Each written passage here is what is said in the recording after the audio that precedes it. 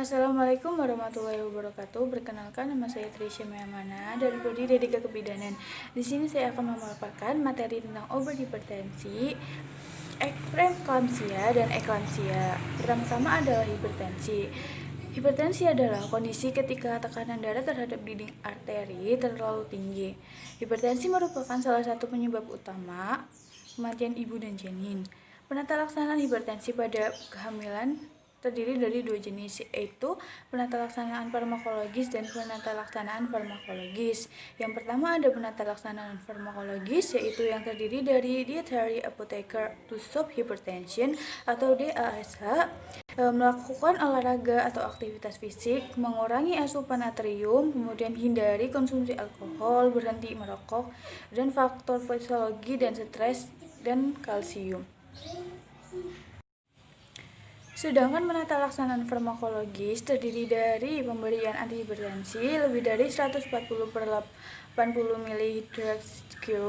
Apabila tekanan darah terlalu rendah, maka penurunan perfusi uterus plasenta. Target penurunan tekanan darah pada kehamilan adalah 140 per 90 mmHg.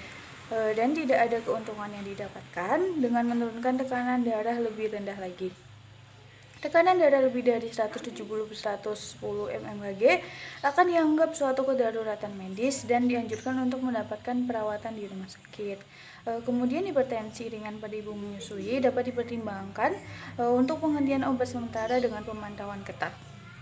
Setelah menghentikan menyusui, maka akan dilakukan terapi antihipertensi yang dapat diajukan kembali.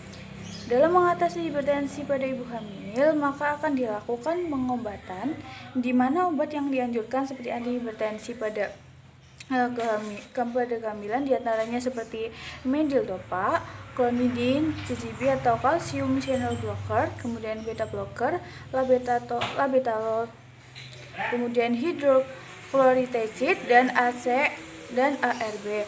Pemantauan tekanan darah selama kehamilan dapat antenatal care ANC saat persalinan postpartum dan selama laktasi sangat penting dilakukan untuk mencegah perkembangan penyakit hipertensi lebih lanjut dan akhirnya menurunkan morbiditas dan mortalitas baik ibu maupun janin. Kemudian materi yang kedua ada preeklamsia. Preeklamsia adalah kondisi peningkatan tekanan darah disertai dengan adanya protein dalam urin. Kondisi ini terjadi setelah usia kehamilan lebih dari 20 minggu.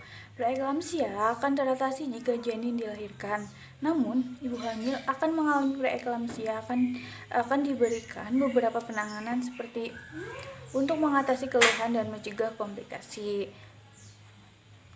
Sambil tetap menerapkan pola hidup sehat, dokter mungkin akan memberikan obat-obatan berikut pada ibu hamil yang mengalami preeklamsia, seperti obat antihipertensi. Pada ibu hamil dengan tekanan darah berkisar pada 140 per 90 mmHg, tidak diperlukan pemberian obat antihipertensi ini. Kemudian yang kedua ada obat kortikosteroid, yaitu obat yang digunakan pada preeklamsia berat atau terjadi sindrom HELLP. Selain itu, obat ini dapat mempercepat pematangan paru-paru janin. Kemudian yang ketiga ada obat MGSO4. Pada preeklamsia berat, dokter akan memberikan suntikan MGSO4 untuk mencegah komplikasi seperti kejang. Kemudian materi yang ketiga ada eklamsia.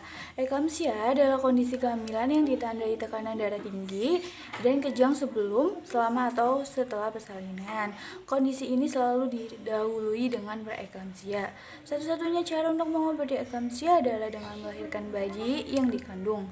Pada ibu hamil dengan preeklamsia memiliki resiko untuk mengalami eklamsia, dokter umumnya akan memberikan beberapa penanganan seperti berikut. Yang pertama ada memberikan obat pengontrol tekanan darah dan suplemen vitamin. Yang kedua ada menyarankan untuk bed rest di rumah atau di rumah sakit dengan posisi tidur menyamping ke kiri.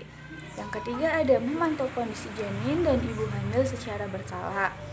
Jika ibu hamil mengalami eklamsia, dokter akan memberikan obat antikonvulsan. Suntikan magnesium sulfat atau MGSO4 menjadi pilihan pertama untuk menangani kejang pada eklamsia. Jika kejang yang tidak membaik dengan pemberian magnesium sulfat, dokter dapat memberikan obat golongan benzodiazepin dan ponitoin. Demikian materi yang dapat saya paparkan. Apabila ada kata yang kurang berkenan serta penjelasan yang kurang mengena, mohon maaf. Saya Trisha Memana. Wassalamualaikum warahmatullahi wabarakatuh.